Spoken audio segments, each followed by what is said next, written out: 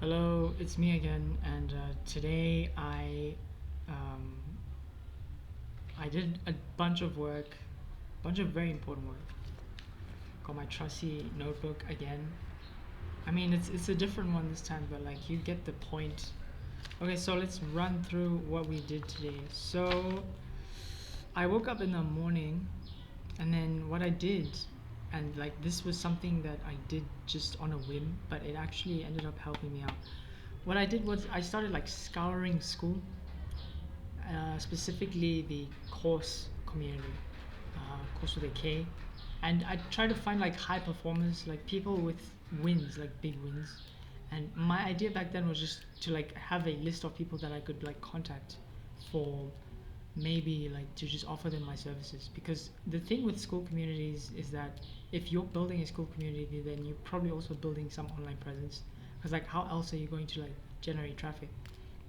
So I was like contemplating shifting my ICP from, you know, sort of founders and business professionals to like school community owners specifically. Um, and I was just like trying to like expand basically. And I found a few people, right? Like, there was some guy who was spending like $30 to $40 on Facebook ads, and he was growing like that. There was another guy who was literally using school as an affiliate. So what he did was he set up a school community for teaching people how to set up school communities, and it's like a self-fulfilling prophecy kind of thing. Like when you think about it, it's kind of funny, but it worked. Like, see, school pays you 40% commission every month. So like if you have a referral link and then you get someone else to start a school community by clicking on your referral link, you get to earn a ton of cash. So 40%. So imagine you have a bunch of, okay, so it costs $99 to start a school community. If someone spends $99 every month to keep the school community running, that means you get $40 every month just for that, which is like really powerful. And I understand why there's something called a school affiliate and why there's quite a few people going into that. So as I was saying, I was trying to like see if I could like transition my ICP, or maybe like just add to it. And I found this one person who had like who was generating most, or like all of her school leads from Instagram. And so I studied her Instagram, and bro, like I got so many ideas that I wanted to implement in my own plans. And then I later realized that I could automate this entire thing with Placid and HeyGen. And when I realized that, I was like, holy shit! Like a whole new world opened up for me, and I realized the power. Which is funny because I just received a message from a potential. I'm going to say potential prospect, because what he did was he posted and he said he wanted social media services, and then I didn't even comment. I just went into his DM, and then I was like, oh yeah, by the way, I do this, and also here is a link to a demo I did. He just sent me a message saying, oh yeah, that's pretty cool, but I need video services, and these have to be like professional grade video. And that's kind of funny because I've been dabbling with HeyGen, so this is like literally like up my alley now. I could totally say yes, which is what I'm going to do. But before I do that, I might like create a demo, and then if he asks for it, I can just do it. If he's asking for like professional level, bro, this is really exciting. But I could totally do this, and I think if I like angle this right, I can like land the big fish. So very excited. Probably been yapping for 4 minutes. Let's keep going. So that was what I did in the morning, because like I woke up like earlier than I should have, and I went back to sleep, and then I woke up later, where I did a newsletter, and then I did some client work. So the first client somehow takes weekends off, like she doesn't work in the weekends. So now I realize that I'm probably weird for working in the weekends, because like apparently no one works in the weekends. But yeah, so I just did some client work for the second client. This is like some of it. I have my trusty Copilot open, because like I ask questions, like when I want some code generated like really quickly. Most of the time it's very bad code, so like I have to like constantly debug it. But whatever it gives me is like workable, so I like that. So like imagine this, right? The client puts in docx files, so like docx extension files into the Google Drive that I'm supposed to get. So like I get content from that Google Drive, and the files in there are docx. So what I was trying to do at first was I was trying to like convert them. So I had to do it through convert API, which is this whole thing at the top here. It took me a while to like get going, but like it worked at the end.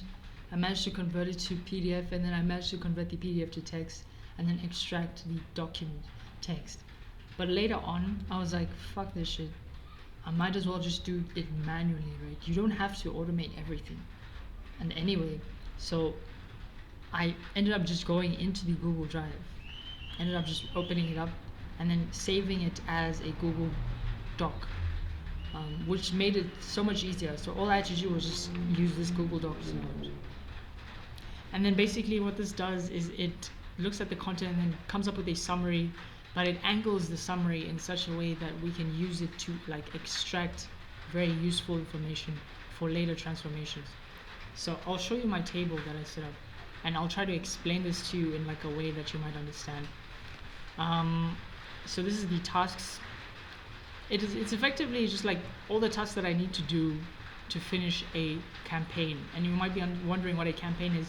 A campaign is basically all the content that needs to be created from some piece of original content. So some original content will come in through a form, right? And what someone will fill in the form is the document URL, the description of whatever it is, and then some other things like the value, the target audience who they're trying to go for, and so on and so forth. This is all very useful information that we're going to use later on when we're trying to like transform it. So this original content gets assigned to a campaign, a new campaign. And then whenever a new campaign is made, there are new tasks, and then there's a new content calendar that's made as well. And then once a new campaign lands, there's going to be new social media posts created that are also linked to the campaign. And once we link all of this together, like it's not just social media posts, it's also video content and image content as well. And this is the place where like all the templates are going to be stored. So like this table, it's a huge fucking table, and it's really like shaping up. And I'm thinking of inviting my team members or like whoever is involved in the project to just come and see it, because like I want, like if I am the one who has to like fill in the original content form just so that I can put in the original content into the table, that's going to be so annoying. I hate manual work, as you can tell. If I didn't hate it, I probably wouldn't have done all of this docx to PDF conversion bullshit. But I hate manual work, and I just did it anyway. It took like 45 minutes, but I did it. Okay, I did it. So what is the point? The point is that the work for client 2 is moving along very well. I know what my work entails. I just receive original content and I transform it into all these different types, and then I send it back into the Google Drive folder, and then they post it. So I don't really do much. Like everything is going to be handled over here, which is very exciting. The nice thing is I already have a workflow that does the content transformations. All I have to do is just change the where it's pulling from, like where it's pulling the data from, and that's why I did this. I might be exposing too much with this name, but whatever. So yeah, this is like, I'm totally gonna blow this out of the park. Like when I was suggesting what they could do or like what ideas they could implement, they weren't really, kind of receptive of a newsletter. And like they had their own direction that they wanted to go, which was fine. I guess they don't see me as a sort of a a content strategist. They see me as a transformer, just someone who transforms their content from one form to another. And yeah, I have no problem with that. I feel like it's understandable, but I wish I could like take on a bigger, maybe better role, because like I have some ideas for the direction that I want to take their content, and if things work out, like I would genuinely want to work with them like even more, because you'd hate to have a system that you can't use. Like, so I want to have this system that I'm building, and then I want to use it for a really long time, and it would be great if I could use it with them. So yeah, did some client work as you just heard, and then I'm also doing this video, and then after this I'm going to be doing some end of day learning. It's a Sunday, and I don't really want to do too much else. I'm fucking tired. It's just one of those days. I've been doing a lot today. Kind of figured out Gumroad as well. Kind of created a plan to like create some digital products. Actually, a digital product could be anything. Like, it could just be like a bunch of workflows stored together, which is like, it's funny when you think about it, but like it could just be that. Like I could make sort of automation deep dives, and then give people a link to the template, and then they'll get the template, and then that's how I'll get their emails, and with those emails I'll be able to put, to push more targeted content marketing. I'm not going to say down their throats, but like you get my point. So